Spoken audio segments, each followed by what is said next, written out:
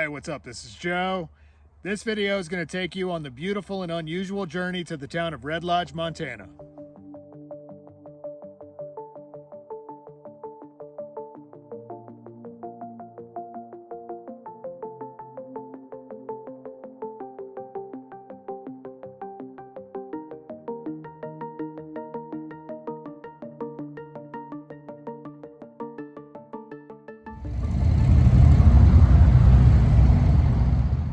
Red Lodge is a quaint Montana town located at the top of the Beartooth Highway.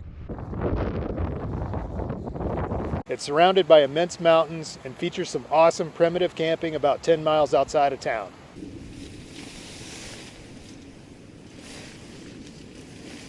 Okay. So anyway, if you can cut across through there, Chief Plenty Coops, and that little piece of gravel right down through Belfry to Red Lodge right there. Okay. Following my friend Montana Matt's advice, the first leg of my journey took me from Deadwood, South Dakota, up onto 212 west through the tip of Wyoming and into eastern Montana towards the northern Cheyenne and Crow reservation lands.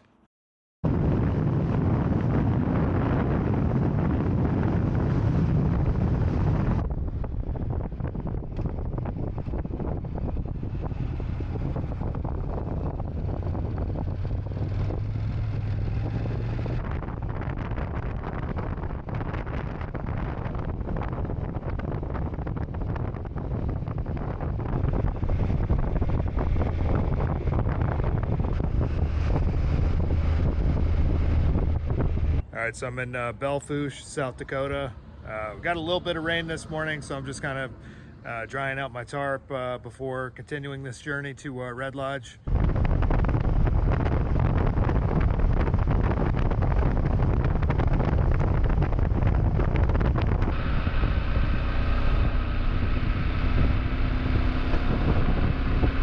I've been on this 212 for a little while, and the scenery has been absolutely phenomenal.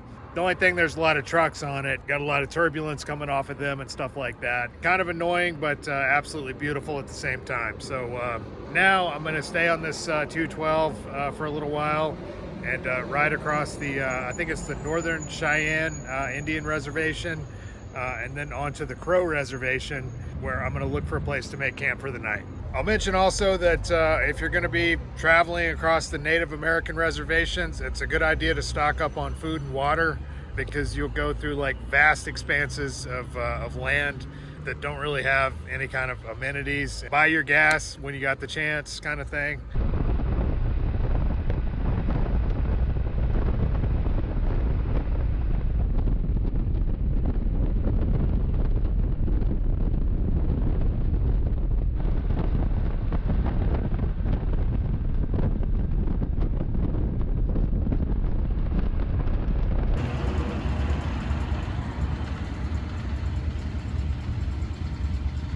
So I'm now on the Crow reservation land.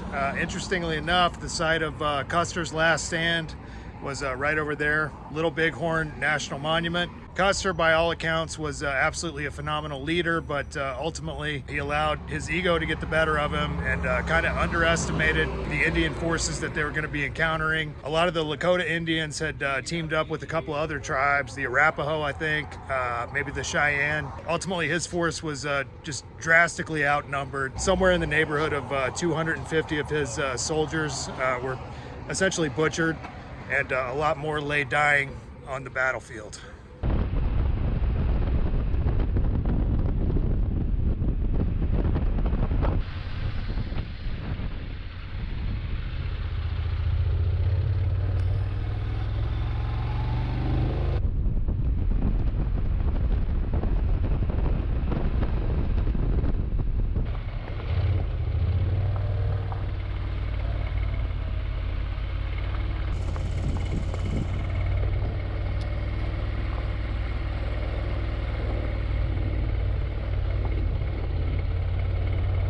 All right, I'm still deep in the heart of the Crow Reservation. This place near the boat launch apparently is totally free, and you're allowed to camp here. The temperature is absolutely sweltering hot. When I left the Black Hills, it was cool for most of the day, and then all of a sudden it was like I was riding into a blow dryer. So since I don't have an infinite supply of drinking water that I'm carrying around, My first order of business is to get into some swimming trunks, go over in the creek, and see if I can cool my body temperature down. That way I'm not sweating as much. That way, you know, my water will last longer. All right, here we go.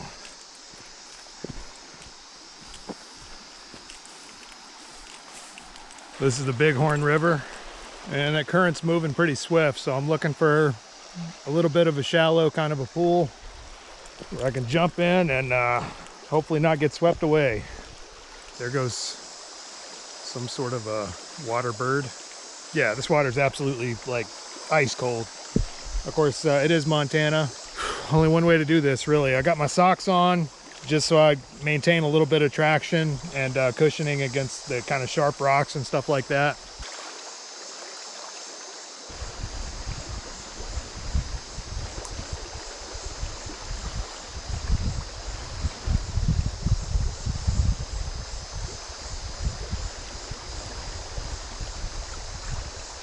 Well, that definitely cooled me off. Here you can see all those little mayflies swarming around, which have just hatched. So the trout must be going crazy. After cooling off in the waters of the Bighorn, it was just about time to do a little bit of the Vagabond Gourmet.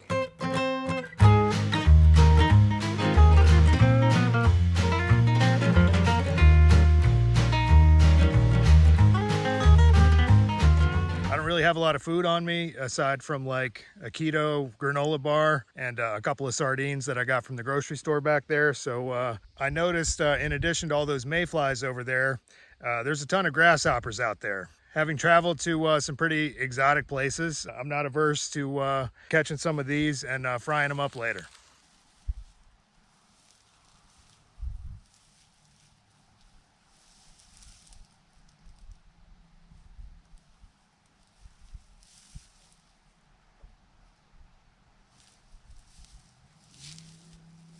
Okie dokie, managed to get about 10 or so.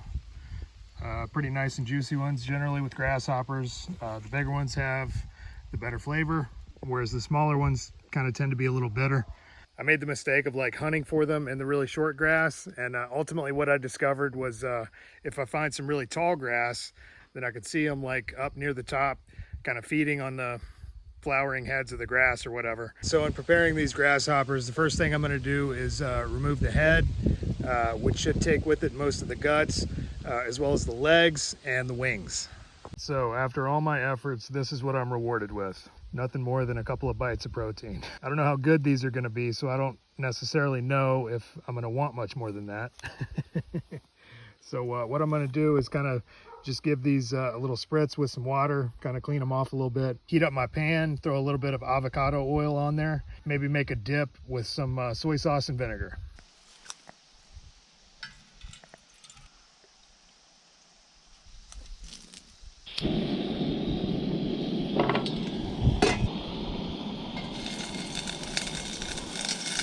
All right, a little bit of soy sauce. And a little bit of rice wine vinegar.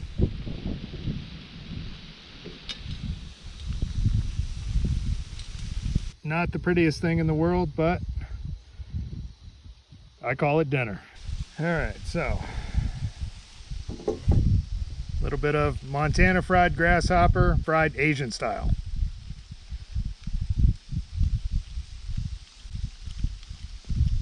Oh yeah.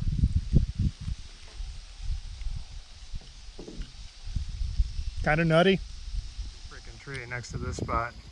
Maybe somebody could fill me in on what it is exactly, but it's got some really crazy thick bark on it. That's just pretty impressive.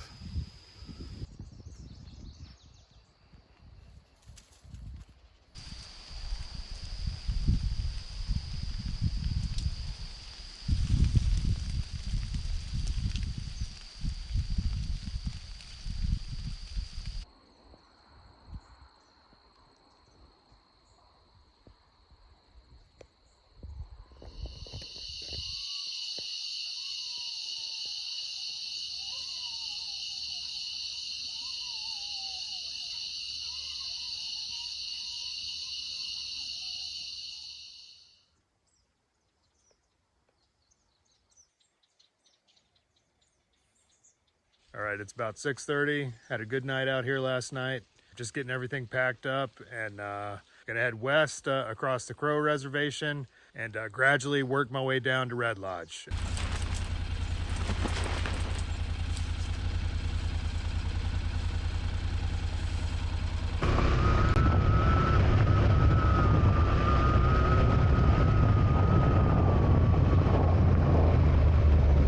Picking up the journey, I continued west toward the native community of Pryor.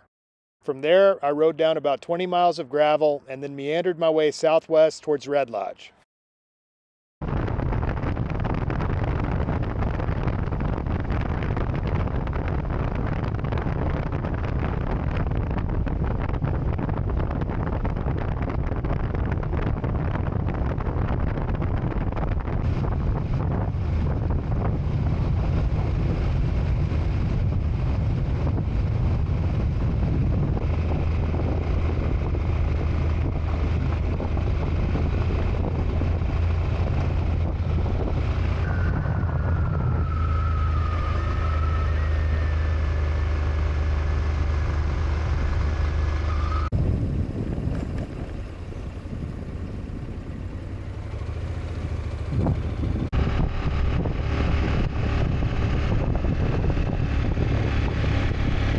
All right, so I'm in the little town of Bridger, Montana. Just got off the Crow Reservation and now heading south in the direction of Red Lodge. I think it's about 27 miles away. As you can see, I'm still in mostly kind of open prairie land. Once I get to Red Lodge and then west of there a little bit, you start getting into the foothills of the Rockies. The smell of sage-grass permeated the air as I began my ascent into the foothills of the Rocky Mountains.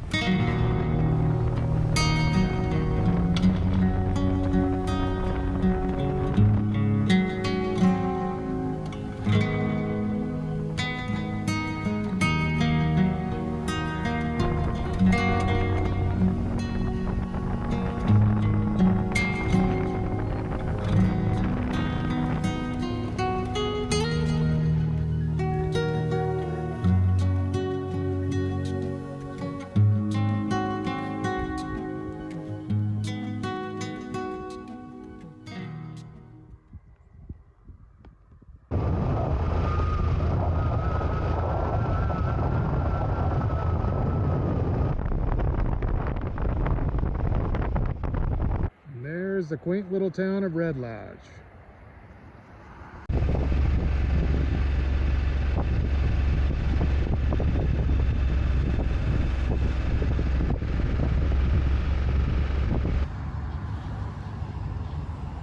All right, so this place is absolutely packed to the brim with people, and today's a weekday no less, but I don't know, it's a little disappointing because the last time I was out here was 2 years ago, right after they had the big flood, and so there wasn't nearly this volume of tourist activity going on.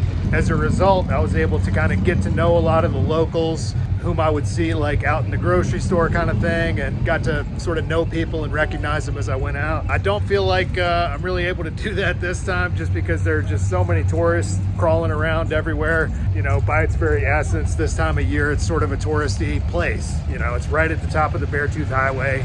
All right, here is the actual cabin of a man named Liver Eating Johnson, who was the inspiration for the movie Jeremiah Johnson. Apparently a lot of the stuff in the movie is, shall we say, a dramatization of actual fact, but nevertheless, he actually was a mountain man.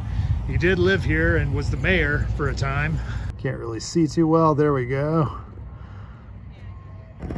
And it is true that his wife and son were killed by some Indians, and then he made it a personal vendetta to take out as many of them as possible. And there may have even been some truth to the story that he actually ate some of their livers, because according to the Native American mysticism, they wouldn't be able to pass over into the afterlife without their liver intact. So it was kind of like a big FU to that tribe of Indians, which I think were the Crow.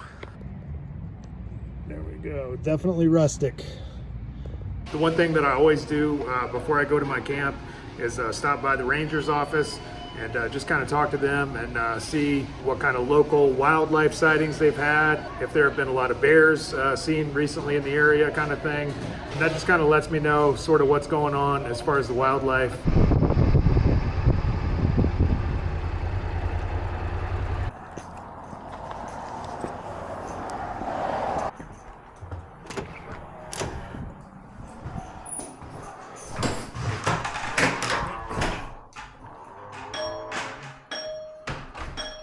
Hey, how's it going? Good, how are you doing? Good. So I'm planning on camping off of West Fork Road. Okay. And I was just wondering if there were any recent wildlife sightings that I should be aware of, bears, moose, anything like that? The chance is always there, but nothing that comes to mind right off the bat. Okay, so just follow the typical protocol, tie the food in the tree. Yep, bear containers make noise. Yep, Carry bear spray. got it. Yep. Cool. So what about campfires? Is that okay right now? As far as I know, there's no restrictions right now. As long as they're enclosed and you make sure they're completely out before you leave, you should be okay. Okay, cool. And then, so the last time I was there was right after the flood, and the road was pretty washed out. Is that still the case? It's pretty washboardy, but I don't think there's any washed out areas right now. Okay. It's a little bumpy in areas too, so. Okay. Are you towing a camper or anything? No, just on a motorcycle. Okay. Yep. Yeah, so just take her slow and you should be fine. Okay, great. Cool. Appreciate it. You bet. Have a good day. You too.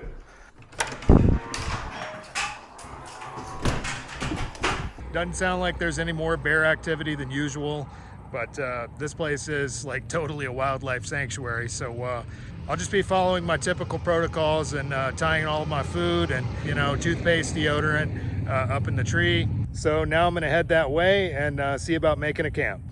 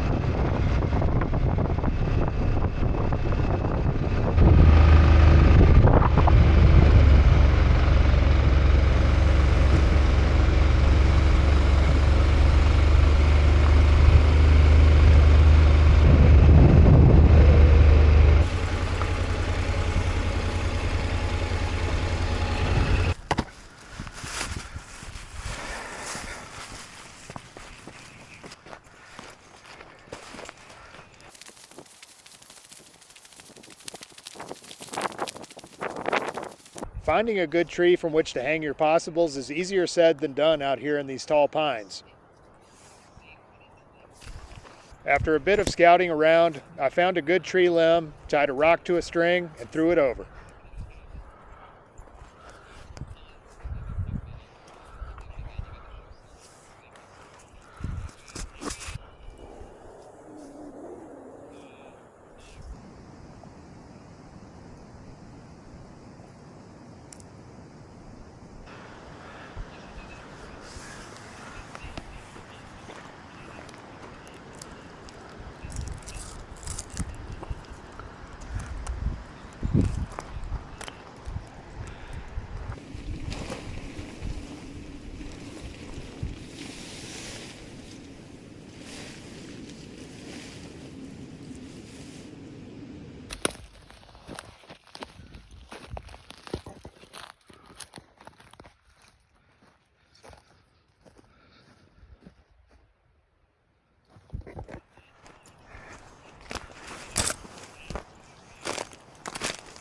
All right, so just got my stake out of the tree and just walked about 50 or so yards away from my camp. Being as I am in bear country, it's a precaution, which is kind of a pain in the ass, honestly, but literally helps me sleep better at night. So I forget what the altitude is up here. It's up there a little ways. So I'm a little winded, but getting used to it. I should mention also that I'm downwind from my camp as opposed to upwind, which obviously would be a bad idea if there are a lot of bears around. I've never seen them out here, but I have seen signs like particularly further back into the mountains. And I've heard stories of them walking into the established campground, which is back there a little ways. But certainly in this area, I've already scouted out most of this general kind of perimeter, but didn't see any signs of them. For dinner tonight, I got this, which is a boneless chuck steak. Kind of one of the cheaper cuts of meat, but honestly, I find that if I really let this sit outside of the refrigerator for at least a good 2 or 3, even 4 hours, I just get a fantastic result, even with the cheaper cuts.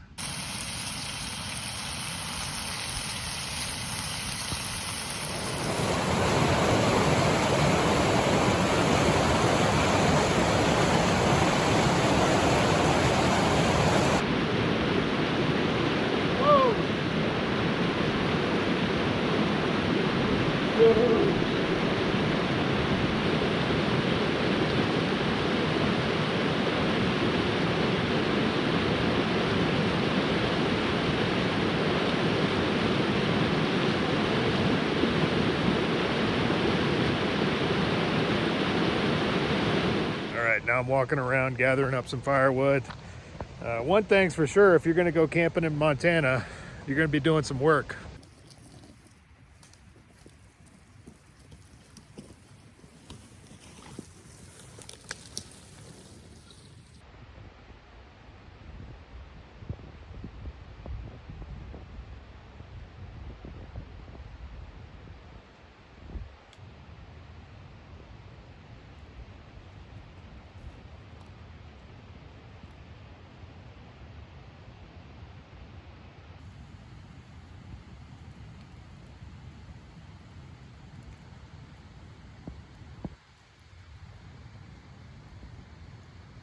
So as always, if you enjoy this video, please hit like and subscribe.